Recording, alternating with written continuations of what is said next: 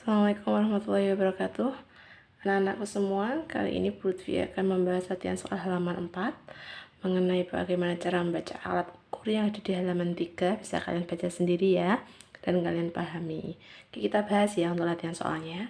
Untuk yang pertama, menyebutkan berapa banyak angka penting. Tentunya kalian masih ingat kembali, kemarin kita sudah membahas mengenai 5 aturan angka penting. Sekarang kita lanjut ke latihan soal.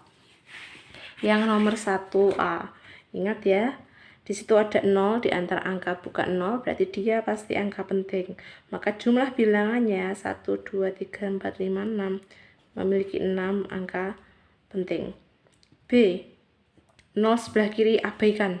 Cara mudahnya itu, untuk 0 sebelah kiri ya, tanpa ada angka yang lain, abaikan. Berarti angka pentingnya ada 3. Oke, next. Jelas semuanya adalah angka bukan 0, berarti pasti angka penting, ada 3 angka penting. Next. 0 sebelah kanan angka bukan 0 pasti angka penting. Berarti di sini 0-nya kita anggap semuanya, bukan kita abaikan tapi kita anggap. Tuh 2, 3, 4, 5 punya 5 angka penting. Next. E, 0 di antara angka bukan 0 seperti yang A, soal A. Berarti dia semuanya adalah angka penting. Punya 5 bilangan berarti punya 5 angka penting. Next. Ini seperti soal yang D, berarti punya 5 angka penting. Nanti bisa kalian pahami sendiri dan buka kembali mengenai aturan angka penting yang kemarin. Poin G, 0 kiri abaikan seperti yang B. Maka hanya punya 1 angka penting. Nah, sekarang yang H, notasi ilmiah seperti ini kita abaikan, berarti yang angka penting hanya yang paling depan, memiliki 2 angka penting. 2 bilangan berarti 2 angka penting. Ini nih, seperti ini, campuran nih. Tapi yang harus kalian ingat dan harus kalian kalian anggap sebagai angka penting itu yang sebelah kanan semua, yang 0 kiri hilangkan. Berarti punya 2, 3, 4, 5, 6, 7, 8, 9, 10 angka penting. Gampang kan? Sekarang yang C, 0 kiri semua abaikan nih. Pokoknya yang dianggap itu dari angka bukan 0 sebelah kanan semuanya dianggap. Berarti di sini cuma punya 1 angka penting. Yang K mudah sekali, punya 5 angka penting. L apalagi, sudah pasti angka 0 di antara angka bukan 0 adalah angka penting. Punya 1, 2, 3, 4, 5, 6, 7, 8, 9 angka penting. Mudah ya. Next, kita ke pembulatan desimal. 2 desimal berarti 2 angka belakang koma. Ingat aturan pembulatan yang lalu, bisa dibuka kembali latihan soal yang kemarin atau pembahasan yang kemarin di YouTube saya sebelumnya. Di sini kita bulatkan 2 desimal, berarti batasnya di sini 3 itu berarti kita tidak anggap, maka pembulatannya 9,67.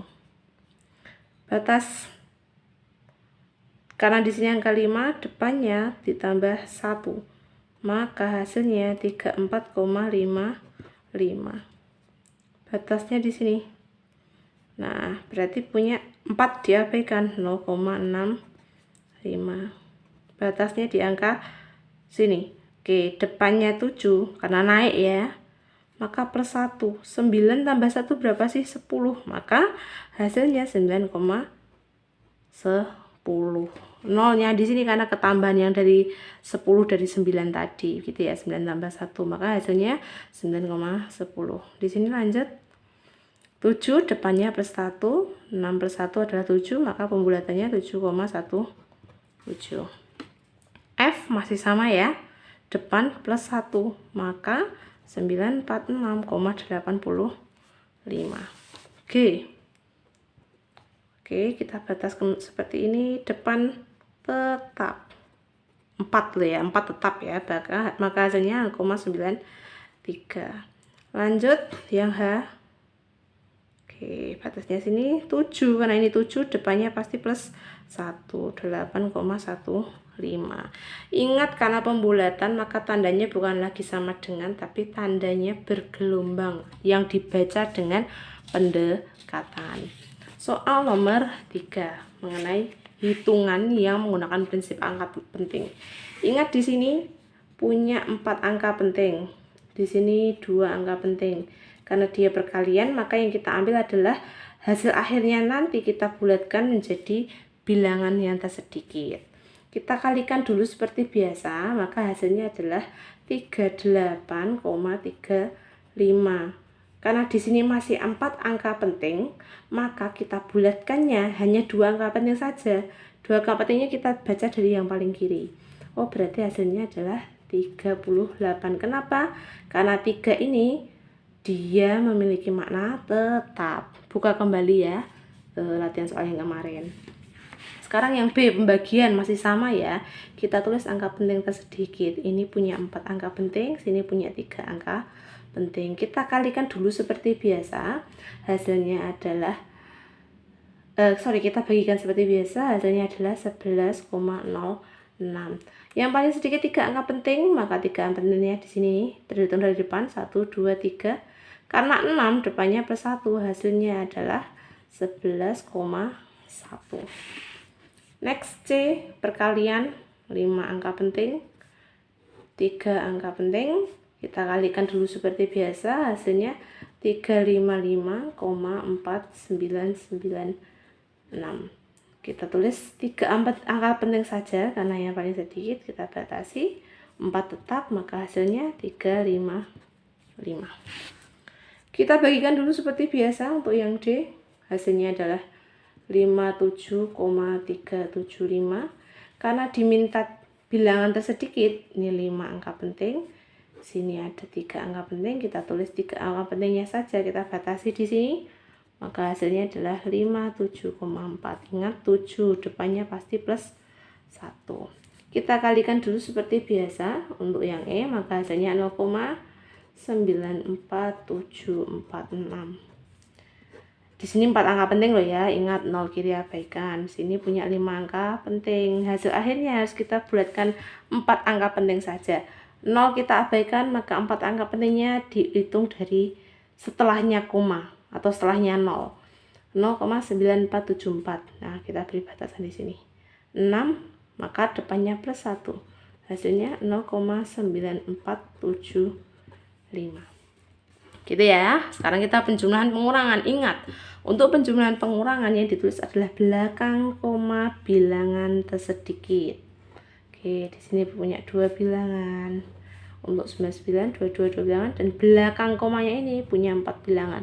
Berarti nanti hasilnya adalah kalian ambil bilangan tersedikit, yakni angka 2. Kita hitung seperti biasa dulu, jumlahkan dan kurangkan. Maka hasilnya adalah 18,4474. Oke, bilangan tersedikit 2, maka kita ambil setelah koma 1, 2. Kita beri batas. 7 depannya plus 1. Hasilnya adalah 18,45. Sama dengan G, belakang koma ini ada 4 bilangan. Yang sini punya 1 bilangan. Yang sini punya 3 bilangan. Berarti nanti yang diambil yang tersedikit yakni 1 bilangan. Kita jumlah kurangkan seperti biasa dulu. Hasilnya ketemu 995,5669. Setelah koma bilangannya adalah angka 5, maka kita beri batas. Di sini 6, maka kalau 6 depannya harus plus 1. Maka ketemu 995,6. Sangat mudah sebenarnya sambil membuka catatan yang kemarin. Next ya, soal nomor 4 mengenai pengubahan satuan. Di sini kalian bisa baca kembali mengenai materi yang ada di halaman 1 modul yang sudah pernah saya berikan mengenai awalan satuan.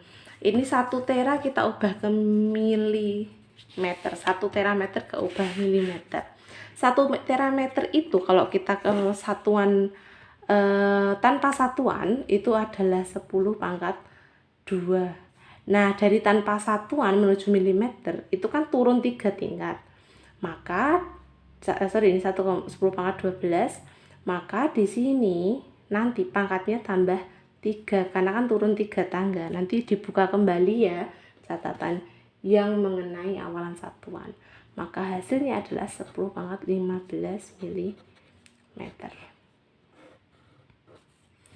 1 mikrogram kita ubah ke beberapa kilogram.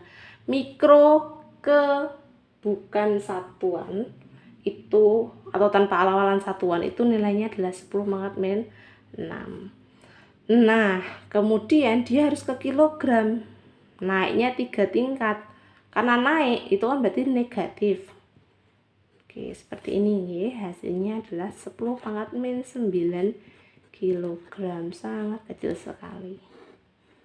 Oke, sekarang di sini nih, karena satuan kilometer per jam ke meter per sekon. Caranya sangat mudah. 1 kilometer itu berapa meter sih? Oh, 1000 meter.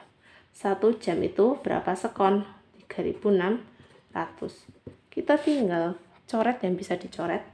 36 dengan 36 habis, sisa 1. 0 dengan 0 habis, sisa 10. 1 kali 10, maka jawabannya 10 meter per sekon.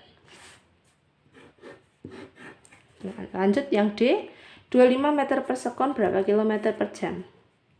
Oke, kalau yang ini kita harus hati-hati nih. Kita tulis dulu 25 meter per sekon, karena ini naik ya satuannya ya, semuanya dari meter ke kilometer, sekon ke jam. Caranya kita hilangkan dulu satuan meter dan sekon. Gimana sih caranya? Oh, berarti meternya kalau di sini bagian pembilang, sini harus bagian penyebut biar hilang. Meter ke kilometer atau 1 kilometer itu berapa meter? 1000. Ya kan? Sekarang sekon, jam, berarti jam ke sekon dulu. 1 jam berapa sekon sih semuanya? 3600 sekon. Seperti ini posisinya. Pembilang penyebut harus bisa kita hapus satuannya. Oke, satuan bisa terhapus ya. Sekarang kita tulis kembali 25 kali 1 kilometer per 1000 dikali 3600 per 1 jam. Coret lagi yang bisa dicoret. 0 dengan 0 habis. Oke, 36 dibagi 10 adalah 3,6. Maka hasilnya adalah 25 kali 3,6, 90 kilometer per jam. Ini hal yang sangat mudah, nanti bisa kalian catat ulang di buku biar mudah dipahaminya. Kemudian kita ke nomor 5, mengenai membaca alat ukur, jangka sorong, mikrometer sekup, dan sebagainya sesuai dengan soal. Ingat di jangka sorong ada 2, ada yang namanya pembacaan skalanya ya, ada skala utama, skala nonius. Skala utamanya yang mana sih? Bagian atas ini skala utama, bawah skala nonius.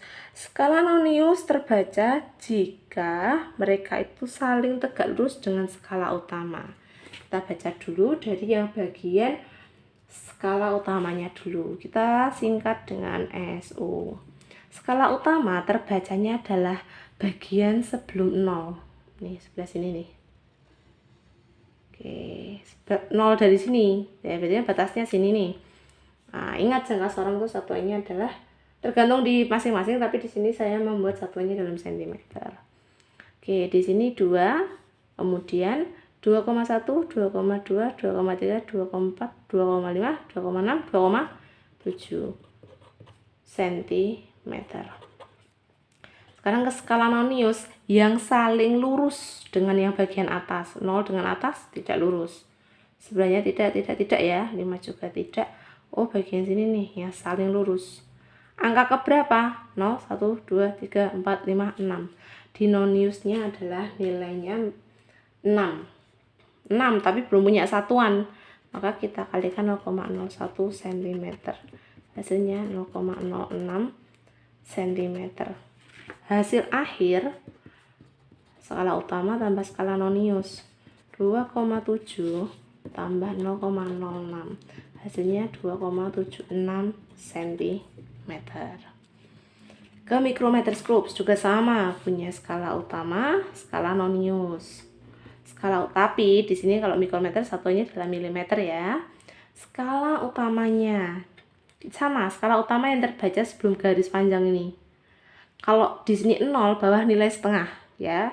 Hati-hati, sini 1, 1,5, 2, 2,5, 3, 3,5, 4, 4,5, 5, 5,5, 6, maka di sini terbaca sebelum garis panjang. Berarti yang sebelah sini pas bagian ini skala utamanya adalah 6,5 mm. Next, juga sama yang saling berhimpitan atau yang saling tegak lurus.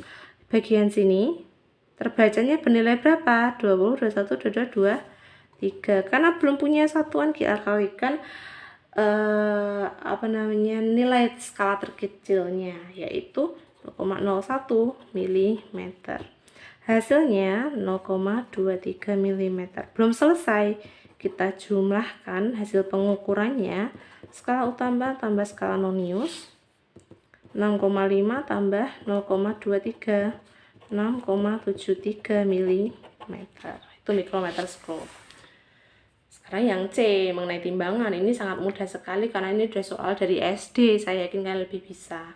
Tapi ingat, dalam satuan SI yang diminta. Kita hitung satu persatu dulu. Itu kan ada 3 benda. Benda pertama bernilai 1 kg. SI-nya massa kilogram, tidak perlu kita ubah. Benda kedua 200 gram.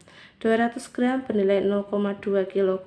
Saya yakin kalian sudah menghafal ini dari zaman SD, tidak perlu diulang kembali. Benda ketiga 20 gram. 20 gram ke kilogram 0,02 kg. Tinggal kita tulis 1 tambah 0,2 tambah 0,02. Maka hasil pengukuran untuk benda M senilai 1,22 kg. Ini sangat mudah ini. Ya, pelajaran SD. Terakhir, nah, mengenai waktu, jam. Wah, ini lebih mudah lagi. Diingat, jarum jam yang pendek itu menunjukkan angka jam yang tebal. Jarum jam panjang yang tebal menunjukkan menit. Jarum jam panjang yang tipis menunjukkan detik.